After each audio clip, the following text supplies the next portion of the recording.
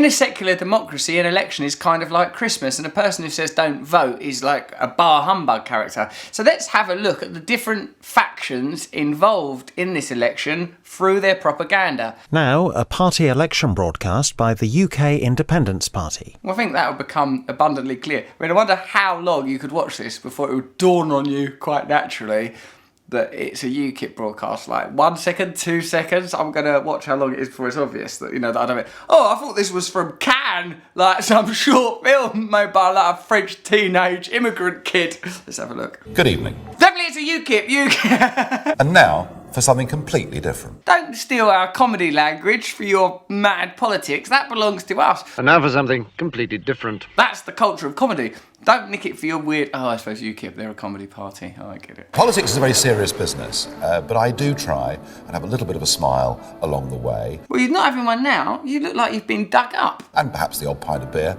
as I'm out campaigning. I don't try and pretend to be anything other than I am. I'm an ordinary bloke. Well, I'm going to stop you there. Think of your image in your mind of an ordinary bloke. What does he do for a living? Where did he go to school? That's ordinary bloke.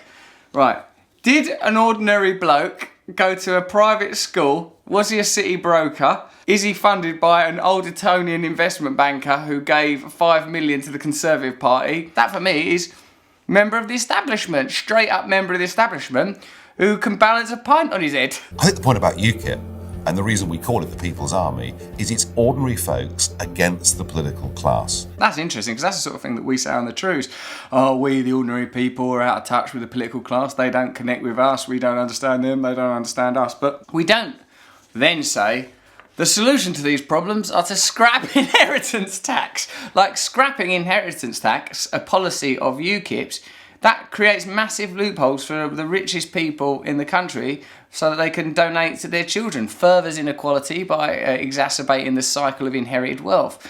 We don't say, do you know what would really help the ordinary people? Scrap the highest tax band so that anyone earning 150 grand or over is 5% better off. Their actual policies are policies that are for the richest. They're policies that are for the establishment. They haven't got any policies that are like, so what we're going to do is we're going to tightly regulate the city, we're going to break down multinational corporations. That's what ordinary people need. There's no question to end PFI, to stop partnerships with big business, to stop the breakdown of public and community-owned assets going into the hands of private industry. There's none of that. All it is this bloke seems more normal than some other party leaders. We want to give people an even break. The rich are getting richer in this country, the poor are getting poorer, and we want to do things, positive things, to help people. A reduction of energy bills and an end to uncontrolled, unskilled migrant labour coming into Britain and putting British people out of work. If you just think about even the content of that advert, sort of quite rationally, the only jobs that will be freed up by preventing unskilled migrant labour are the kind of jobs that unskilled migrant labour do. Do you know what I want? I want more cleaning jobs. It's clear the kind of jobs that unskilled migrants do, unskilled work. Our politicians really don't speak anymore for ordinary people. It's really bad because that's where immigrants come in, isn't it? It's like, there I am, listening to Vera Lynn, just looking at, wait, are you unskilled? Yes, I have no skills at all. Fuck off! We could have an unskilled British person doing what you were going to do. It was going to be crap work. Nonetheless, we'll have a Brit doing that crap work. Now turn back. We have an open door immigration policy, which has seen vast numbers of people come into Britain. Immigration is like the USP of UKIP. But the reality is that the UK economy gains 20 billion from European migrants who ultimately end up contributing to the economy. A quarter of all nurses in the UK are recruited from abroad, and 30,000 Brits left the UK last year to claim benefits abroad. Ridiculous to think of a British person as like, look at that bloody immigrant. You ain't a bloody immigrant, piss off! Well, we are in Spain. Oh, fair enough. We want something different. We want a politics that is honest. We want a politics that actually expresses some confidence and belief in this country. What it boils down to is, I might get your gas bill down a bit. Well, how are you going to do that? Are you going to renationalise energy companies? Are you going to regulate big business? How? Well, there's no answers in this. All he is he tries to tap into a mood.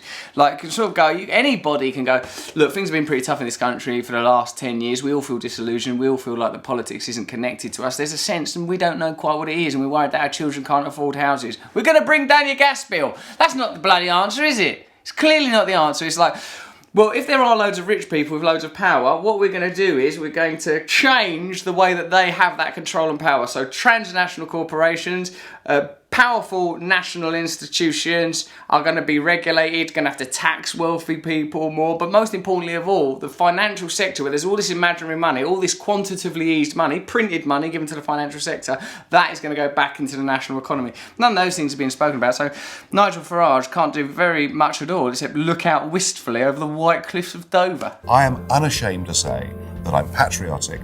I believe in this country. Looks like he's just got two little immigrant mice in his fist. I believe in the people of this country. I believe in Britain. I believe that these two little mice I've got in here go bloody well. Get the heck out. Are you skilled? Oh, actually, this one's quite skilled. You can stay. Are you skilled? No, fuck off then. Sorry about them. Shouldn't have brought them to the shoot, really. If you believe in Britain, UKIP is the party for you. I reckon that's all right. Nigel's not saying anything that's true there. Bringing down energy bills a bit, which he hasn't explained how he's going to do, wouldn't make a significant difference. They can't really change immigration figures. It's beyond their jurisdiction, beyond their control. And he certainly isn't an ordinary bloke. He's a privately educated ex-Tory city broker funded by an old Etonian who used to fund the Tories, and a multi-millionaire called Paul Sykes, a chairman and financial backer. This is bringing Britain closer to the power of the City of London, closer to the people that caused this crisis for which ordinary people are being blamed.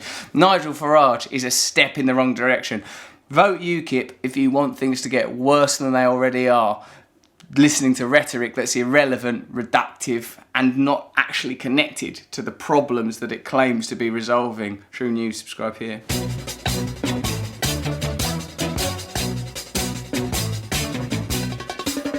Is a tool that is abused to fool you and to leave you scared and confused. Trews is like the news. If the news was true, I want some Trews. Let's have some Trews.